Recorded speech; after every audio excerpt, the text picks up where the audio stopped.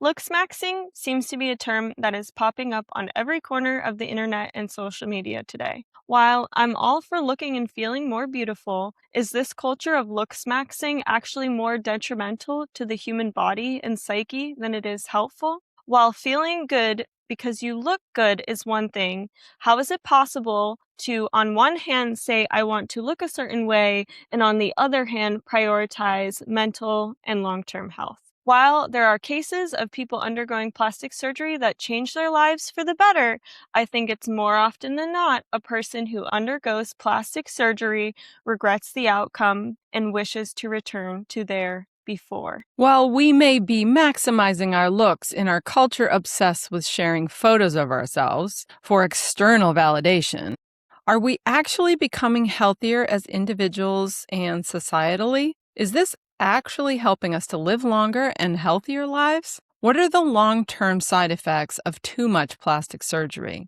We don't yet know, but I would tend to err on the side of probably nothing good can come from placing foreign plastic objects in one's body. Today, we will be exploring the paradox of plastic surgery culture in a world obsessed with longevity. Can the two coexist, or does one negate the other? We'll let you be the judge. Welcome to Too Many Cooks in the Kitchen, a mother-daughter duo. Bringing two generations, two perspectives, industry experience, and a fresh perspective into the kitchen. We talk about real food, real life, and what actually happens behind the scenes of the food world, not just what happens on your plate. All right, I got to ask this question. What exactly is looksmaxxing? Well, I'm glad you asked, because that's what we're going to talk about first. Looksmaxxing is defined as follows: an online subculture primarily popular among young men, focused on maximizing one's physical attractiveness. And looksmaxxing can be broken down into two different categories. We have soft maxing, which is basic, non-invasive improvements like skincare, grooming, working out, and changing hairstyles, which I would argue is just basic self-care. But anyways, and then we have hard maxing, which is extreme, invasive, or dangerous procedures like plastic surgery, limb lengthening, or unverified pseudoscientific practices such as bone smashing, which, to be honest, I'm not exactly sure what bone smashing is either, so we may want to do a quick Google search for what bone smashing is. It sounds... The Googbot. What is bone smashing? Okay. Bone smashing is a viral social media trend where individuals, primarily young men within internet looksmaxxing communities, there's a whole community, repetitively strike their own faces with hard objects like hammers, glass bottles, or knuckles. The practice is falsely believed to cause microfractures that heal into sharper, more chiseled jawline or a prominent cheekbones. Good Lord. Wow, okay. That's certainly interesting. And one of the biggest online looksmaxers is Clavicular, and his real name is Brandon Eric Peters. This gentleman is 20, well, I don't know if he's a gentleman, this man, 20 years old, and has had 10 to 11 cosmetic procedures and treatments over time, and is completely unrecognizable to the person that he was before having multiple plastic surgeries, such as rhinoplasty, which I guess his rhinoplasty was live streamed, ear surgery, otoplasty, scar removal, wisdom teeth removal, which I would argue is not really... Yeah, I mean, that's not an uncommon procedure. Yeah, a lot of people, like, I've had my wisdom teeth removed. Yes, because it can lead to your orthodontia going back to the way, Yeah. I mean, I wouldn't argue that's for looks, more so just, I mean... No, yeah, that's not for looks. Yeah. I mean, certainly, unless you want a puffy jaw for a week, maybe.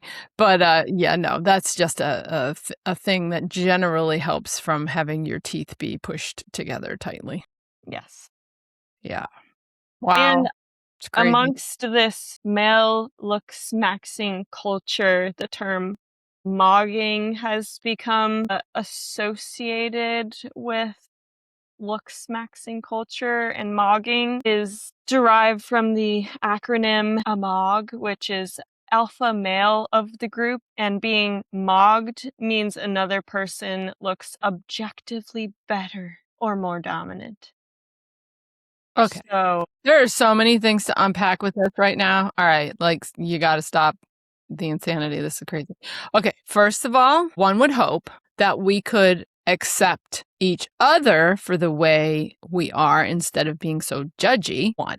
Two, we should love ourselves for the the way we look. And I think people have a beauty inside themselves with who they are, and our society seems to have kind of just taking everything at face value, or literally judging people like books by their cover instead of seeing what is inside. And that is rather sad. it is very sad, and I would argue detrimental to the human spirit, to base everything in your life around how you appear outwardly to others. There is so much more to life than looking beautiful. Also, this culture of looksmaxxing particularly targets young people, and I think that that is very harmful because when you're young, you're not even fully developed yet. I mean, we go through many awkward phases from,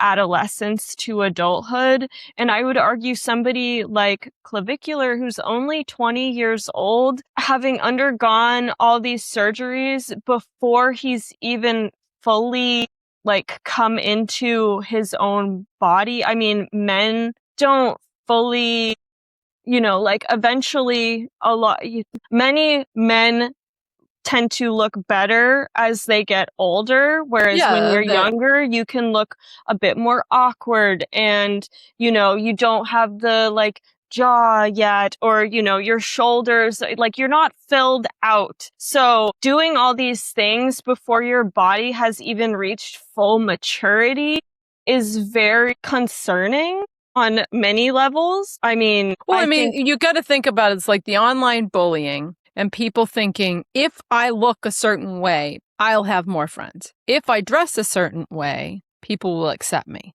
Now, I certainly know, I mean, having been made fun of a lot in school because I didn't have the height of fashion and I was just a bookworm kind of person, that I did get made fun of. But I, in looking back, think that it was mostly because I was really shy and did not know how to have a conversation and make friends. And so people thought that I was being snobby and wasn't talking to them. So therefore, they were kind of making fun of me. And I don't think it had anything really to do with my looks. It had to do with that I was an oddball, and the oddballs get made fun of.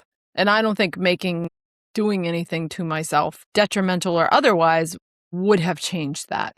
I just had a personality that was one that was fodder for being made fun of. That's all. And so I think a lot of people are trying to meet an ideal they see online of these people that have lots and lots of likes and think, well, if I do X, Y, Z, I change my look, people will like me. But what's kind of messed up about the whole thing is that a like on Facebook or Instagram or TikTok or whatever, any of these social media platforms, has nothing to do with the way a person looks, and it has everything to do with what they're doing to engage with the audience.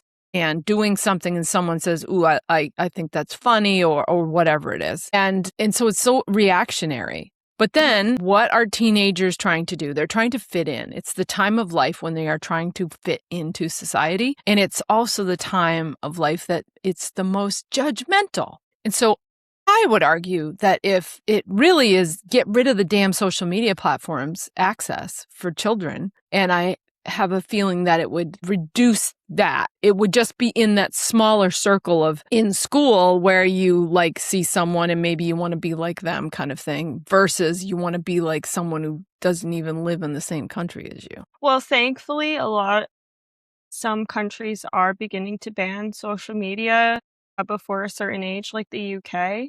So I think that will be helpful in preventing some of these extreme procedures moving forward. One can certainly hope. But let's get into where like the history of looksmaxxing comes from. Cleopatra?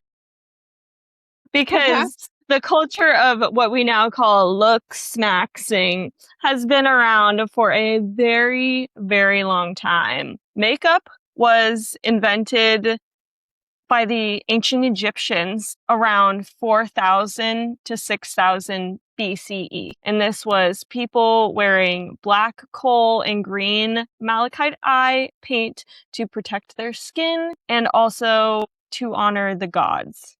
So this is not, making yourself more beautiful with makeup is not a new thing. Also around 3000 BCE in ancient Sumeria, royals crushed jewels and used them to make the color of their lips and eyes different. And in ancient Greece and Rome, women used chalk and lead-based pastels, probably not so good, the lead-based, but anyways, to make their skin look very white. And this is also something that was done in, I believe, like medieval times, right? Like everyone painted their face with, Yes, there was actually an arsenic-based one. I believe it was arsenic that they were using as a powder to whiten, and lots of people were kind of dropping dead. Yeah. Yeah, arsenic. It's not really so good for the human body. No, not really. One could over time. argue that even back in ancient times, looksmaxxing didn't promote health. It was mostly just to improve looks. So, yeah. And a culture of plastic surgery that we know today started way back in about 600 to 800 BC in India, where the first nose job reconstruction techniques were used or were attempted using cheek and forehead flaps. Wonder where those came from. Probably some poor, unfortunate person who perished. Some serf. This is very concerning. Yeah.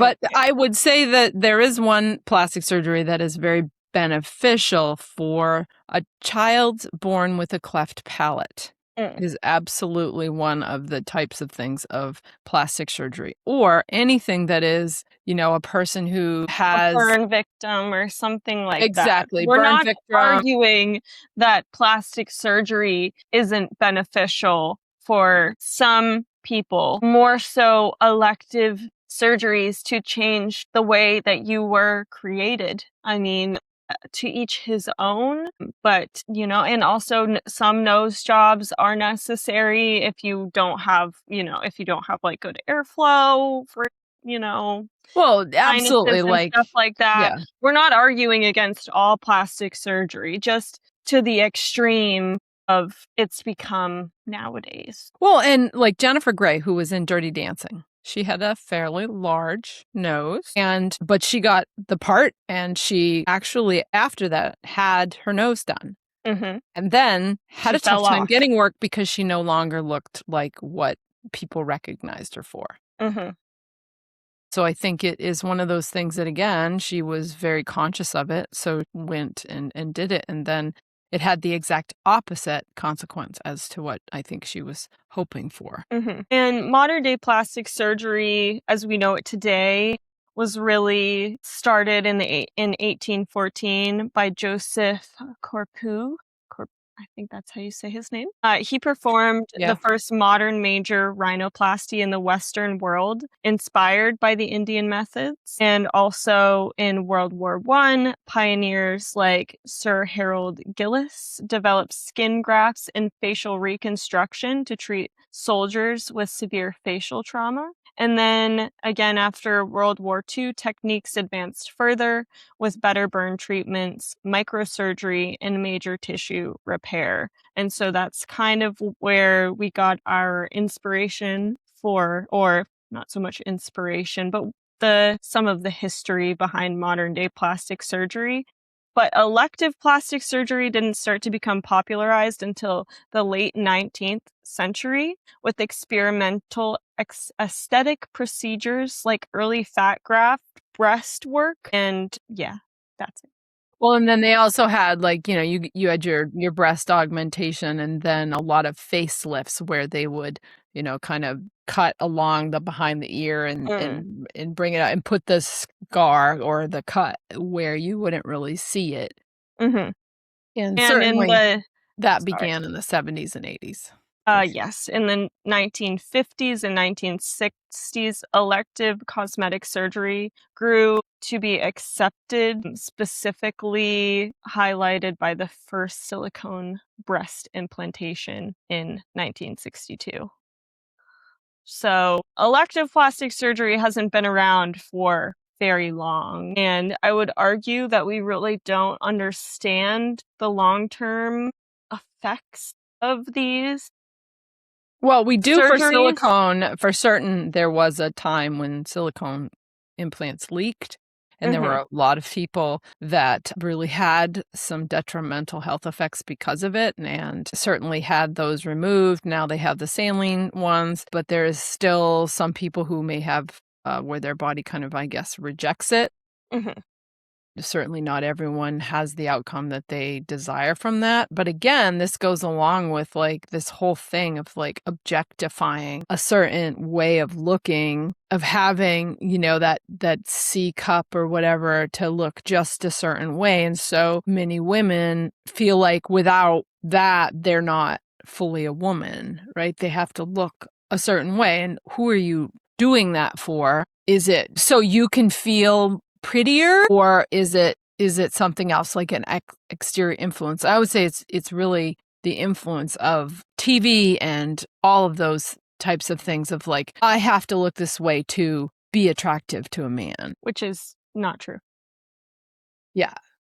I mean, Speaking from personal experience as right. a honorary or a You're the first letter of the longtime alphabet. member of the Itty Bitty Titty Committee, not true. Well, and as well, obviously, as I've gone through menopause and have put on a little, because I can't take hormone replacement therapies, certainly struggle with that postmenopausal, for the weight gain is so easy.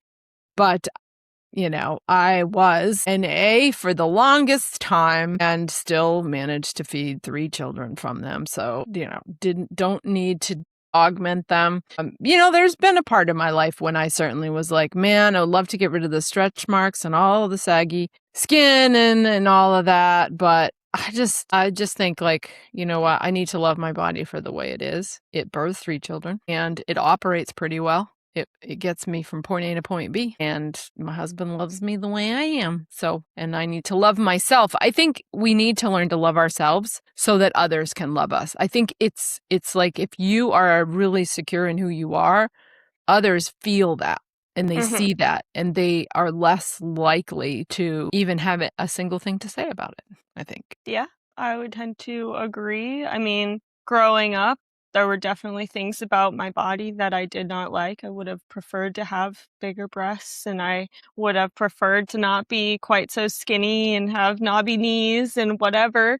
But now I love it.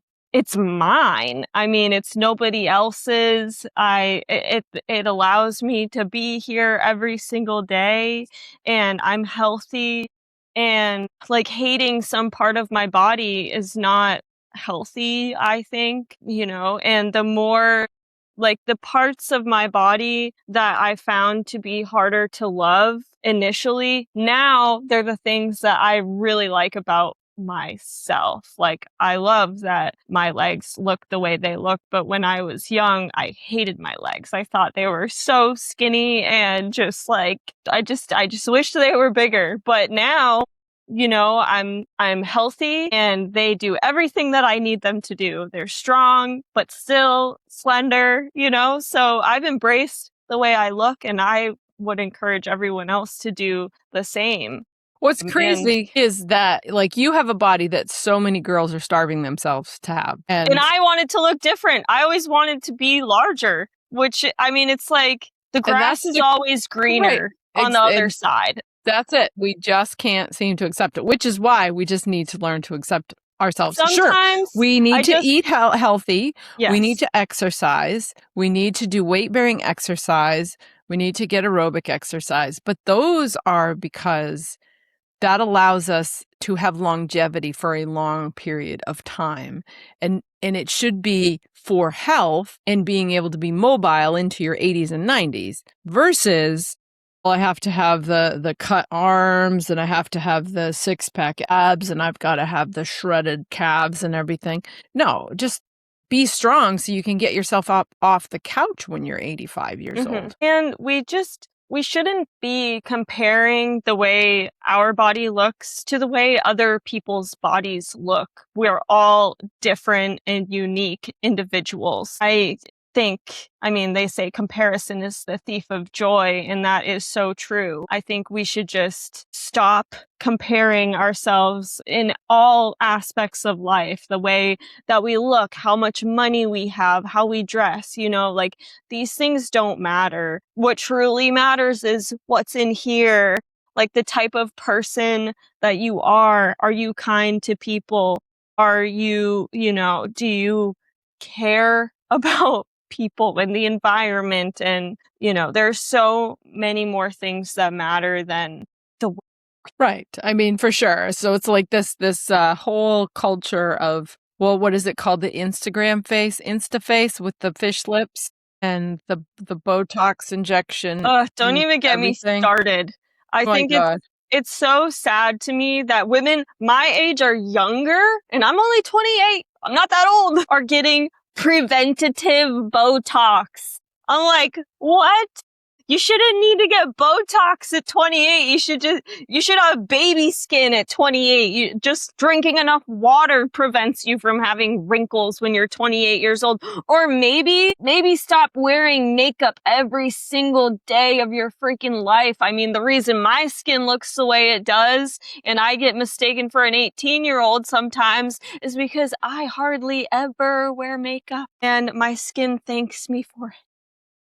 Yeah, I mean, most people don't think that I'm 55. I have had no work done on my face, and I just use sunscreen, and I drink plenty of water and eat healthy. And I would say, yes, I was modeling when I was younger, and one of the biggest things that got beaten into our heads was sunscreen. The other, though, was it's taken me a long time to accept my body, and even then it's hard because of that. Because of it's such a hypercritical industry that every little thing is nitpicked to the nth degree. And so it makes one extremely self-conscious. Mm-hmm. And so certainly from being in that, and that's one of the reasons why I just was like, screw this. I'm not going down that road anymore. Well, because it was like, hey, do you need to lose weight? Here's some white powder. You can sniff up your nose to give, to get yourself all wired. I mean, yeah, there were people that were like, hey, I have a way you can lose weight fast. It's not healthy. It would lead to a life of just horror. And so I was like, no, I don't want that. It's a road I refused to go down. And because of it, it's like you struggle to stay the tiny weight that they wanted you to be. And every time I stood up, I would just about pass out. I would black out a lot when I would stand up because it was so thin and my blood pressure was so low that it was like, if I was the 125 pounds that they wanted me to be, I'm 6 feet tall. 125 pounds is like stupid skinny. Yeah, that's impossible. I mean, I'm like 110, anywhere from 110 to 115 pounds, and you're, 6 inches taller than me. So. Yeah, right. And so that's like why I think this subject is so important to discuss is because even in my 20s, it was a problem because the Vogue magazines and all of that, all of the fashion magazines were where women predominantly, but men too, were getting the ideal of what you should look like. And it has only gotten worse with social media and everybody, carrying around the influence of marketing in their pocket. And the only reason why people or businesses are hiring models that look such a way is to sell stuff. Yeah. That's not the ideal. And often that's not even exactly how they look anyways, because these photos are highly retouched and edited. Yes. Any photo that you're seeing online, just automatically assume that that is not real. It's been edited. Everything has been edited to look a certain way, just at baseline, just Right. go in there with the assumption that this is not real. Social media is not real anyways. It's it is. It's just a facade. a It's a total highlight facade. reel of people's lives. That's why you shouldn't compare your life to someone that you see online, because they're literally just posting the best, happiest moments of their lives. Well, the good thing is it seems to be, at least there is a trend for more authenticity. So True. I certainly like that. And so even when I post a reel, though, that is still curated. It is Even somewhat, but obviously we curate the content to post something about what we've done. So we can't really bash everything because it is a promotion tool, but it is one of those things to not use it to go spend thousands of dollars on changing something about yourself just because you saw something online and want to be like that, because it is a facade.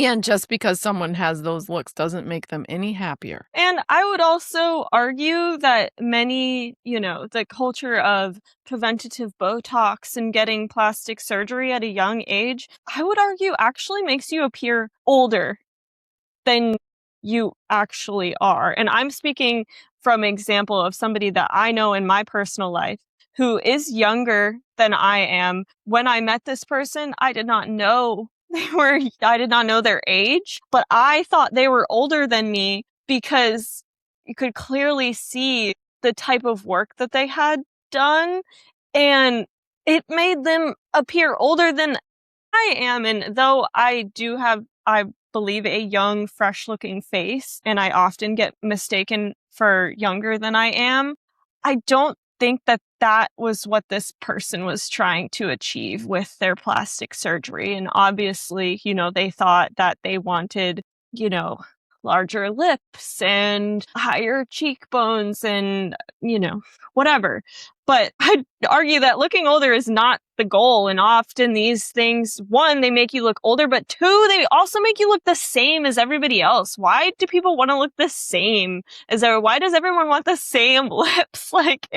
To me, it's so boring to look at. The most beautiful thing in life is that things are different and always changing and growing. I don't understand why it's become such the norm that we all have to have the same lips and, the same size breasts and the BBL. I don't know. It's just, to me, and maybe I'm So for the different, listeners, what is BBL? A Brazilian butt lift. I think you can do that by just doing lots of squats. Basically, the Kardashian butt. Yeah. Okay. That'd be the prime example. Painful. I wouldn't know. I have a real butt. Yeah, a cute little teeny butt. But my butt is a larger, but that comes by naturally. Well, I would argue that for my size, my butt is, comparatively larger than my breasts. But I digress. This is not about. No, it's not. It is about to me, okay, we've beaten the Looksmaxxing, right? Yes. Let's talk about the other half of this, longevity. Yes. And so those two are are not, one does not lead to the other. So Looksmaxxing, it's all about looks. It's all about optional surgeries that only make you on the outside look younger or whatever, the thing that someone's going after. But longevity, on the other hand, it can have an outcome of looking healthier, having a glow, looking younger because you have the energy as well.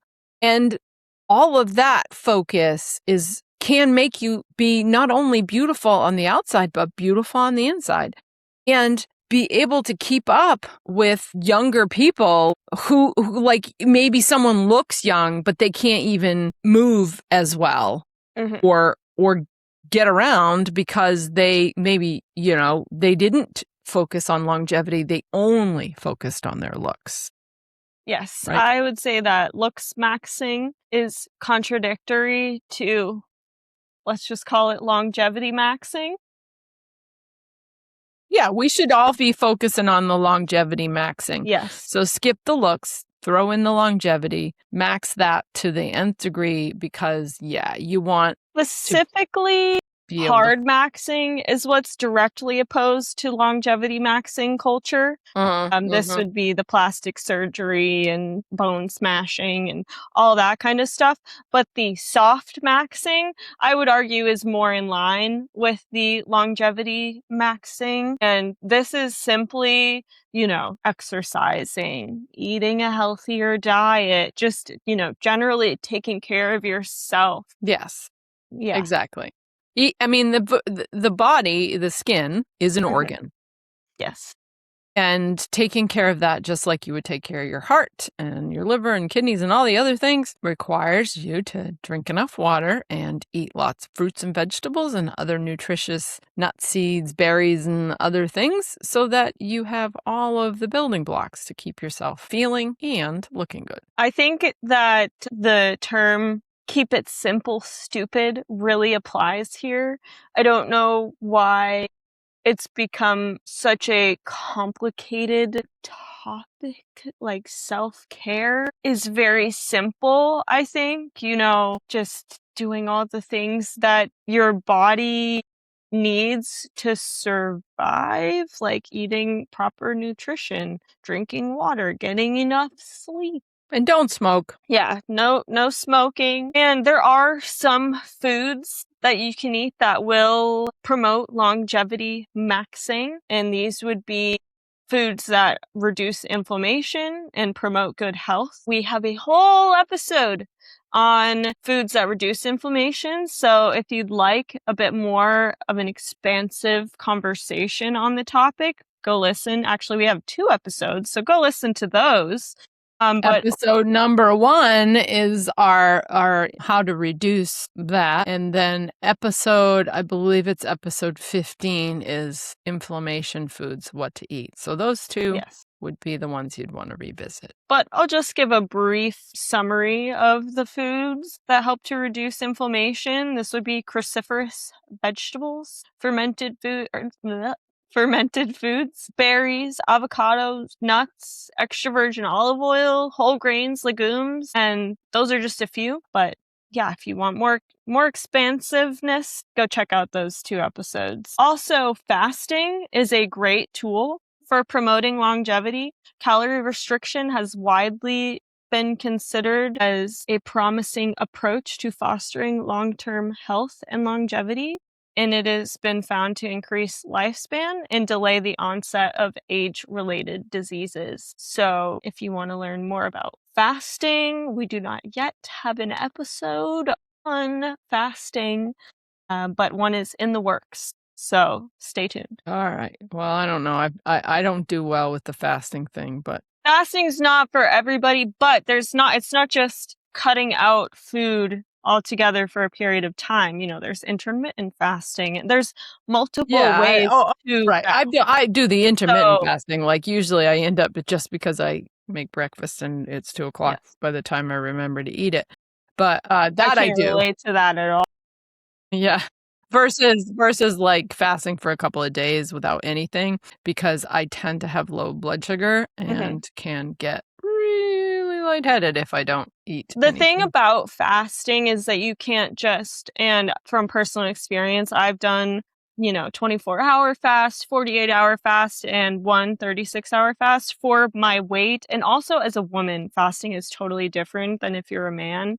Mm. And we'll get into that more in the episode we do on fasting, but it is something that you really have to, like, if you want to do a longer fast, it needs to be worked up to. And also there are fasts where you're not just cutting out everything and just drinking water. You could do a broth fast, so you're still getting some calories and protein into your body. There's juice fasting, which I've never done, but yes, as a woman, and also for me, somebody who I don't carry a lot of extra weight on my body, longer fasts are not something that are sustainable for me. But I do find that a short fast really does help to reset my gut, but also there are other benefits as well. And, Mm. we'll speak more on that at a later date. But I personally think fasting is a great tool for health and longevity. Well, it So, has been shown for inflammation, those especially who have issues with the gut microbiome, that taking a broth fast, like a bone broth fast, is actually really good to give the gut time to heal and mhm, all that. So certainly we'll dig into that when I'm excited to talk about that subject. But I would say we need to, kind of wrap this episode up on the takeaway messages of this is, each person gets to choose what they get to do with their own body. And certainly it is a tough choice if you feel very self-conscious about something. But I implore you to do some soul searching to determine whether you're doing this because of an outside influence or there is truly something that is going to help you to feel more confident and better about yourself. First, try the soul searching of loving yourself and accepting yourself for you. Surround yourself with people who accept and love you for you, first and foremost, before just calling up a plastic surgeon, because I would certainly think that, and this often is the case, that we do something thinking that we're going to have this better result. It's going to fix everything. But if you're surrounded by toxic people, you could fix that thing and there's still toxic people there. mhm. And so your mental health is more than just fixing. You don't fix the mental health by fixing something that is an external thing. Yes, It takes a and lot more work. community is arguably one of the biggest promoters of longevity maxing. I mean, we are social creatures, and it's very important to have good community around you, and especially as we age, to have, a good support system and people that you can rely on, and people who have a community into old age tend to live longer than those who are isolated. So if you think that you need to change something outwardly about your body to fit in with the type of people that you're hanging out with, well, maybe these aren't the type of people that you should be hanging out with. Maybe before you decide to, do something extreme to your body and pay thousands of dollars to do so, maybe try to find some new or a new friend that likes you exactly the way you are. So, Exactly. And I would venture to say that when you accept yourself, people are more willing to accept you as well. yes. Also, beauty, yes, is outward, but it comes from within. The more beautiful Exactly. you think you are and the more beautiful you feel, the more you will appear beautiful to others. Mhm. So I would argue that a mindset shift, though difficult, will help with a myriad of things in your life. I think just loving yourself is the first step to feeling loved by others, as difficult Yeah. as that may be But to. there's one thing I do want to say, and I think we didn't touch on that, is so there's people who, let's say, they lost a lot of weight, hundreds of pounds, right? And the person now has extremely loose skin. This person worked really, really hard to attain a lighter body, smaller size, but my thought is they likely did that so that they had, less stress on their body, less stress on their joints, and they wanted to be healthier. They wanted to exercise. And in general, when you start exercising and eating right, you are going to, if you're obese, you're going to lose a lot of weight over time. And so you have all of this loose skin. I certainly think for that particular case, that isn't, I would say, a Looksmaxxing thing. That is someone who is trying to fit their body to what they see in the inside, they want to match to the outside. And I would say it's very much also like those that are in the transgender community as well. They feel a certain way on the inside, and they want to match what they see in the mirror to who they feel like on the inside. And this, I want to say, is not what we're talking about here. We're talking about people that are not of that group, and they're just doing it to fit into some Madison Avenue type look, something that seems to be coveted as having fuller lips and bigger cheekbones and what kind of society says as good looking, and not someone who is trying to fit in with a total shift in body because it is misaligned with who they are internally. So I just wanted to kind of we'll leave this topic there, but I see you have a couple of books that you wanted to talk about. There are a couple books on the subject of longevity maxing that I think would offer people a lot of information. And if this is a topic that you're really interested in, longevity, not so much the Looksmaxxing. We don't have any materials on that. There is Outlive, The Science and Art of Longevity by Dr. Peter Attia, and also The Longevity Paradox, How to Die at a Ripe Old Age by Dr. Stephen R. Gundry. And he's got a lot of stuff. I know he's certainly got a whole Instagram thing about foods not to eat, mostly maximizing the gut microbiome. And I've never clicked on it because I know they want to sell you usually more than just that. Usually it's some supplement. But I think he certainly has shown he was heavy set. He was a cardiologist and certainly learned a lot by going through his own journey. And I have not read The Longevity Paradox, but I have read one of his other books, The Plant Paradox, which I did find to be very interesting and informative for what I was going through at the time, which was trying to heal my gut after major stomach surgery. So I think that this book probably also has a lot to offer on the subject of longevity. We have a food item today that we're going to discuss that promotes longevity and beauty as well. And that would be... Because, so just to back up a little bit, those that are longtime listeners to our show, we're past the halfway mark of the year. We are certainly had over 6 months of episodes, and we've decided, due to the time it takes us to do the food challenge and the food recipes and not seeing much in the way of feedback from our audience, we've decided that instead of doing the recipe challenge in the way we were doing cooking and all of that, we're just going to have a recipe challenge that we're going to talk about what we would do with a food item. So we're switching it up a little bit, and we'd love to hear what you all think, because maybe once in a while, we'll do some kind of recipe challenge if it's something that you found interesting. But for now, we're going to discuss the wonderful properties of the avocado. Yes. And just as an aside, we will likely do kitchen sessions intermittently throughout the podcast, but adding them into each episode was just not sustainable.